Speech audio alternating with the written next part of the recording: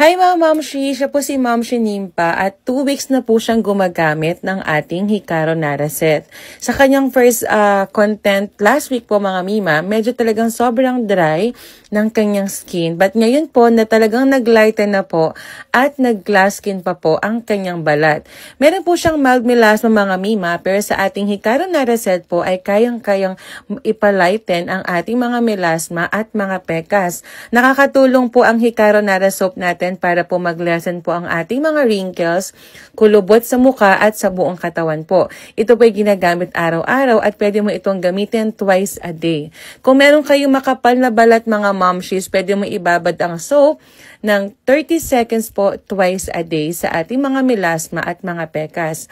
At ang ating second step ay maglalagay na po tayo ng ating bestseller na Hikaru Nara Night Cream Advanced Formula. Ito po ay nakakatulong para mas mabilis matanggal ang ating dead skin, pumuti ang muka, mag-lessen ang ating mga wrinkles at melasma pekas.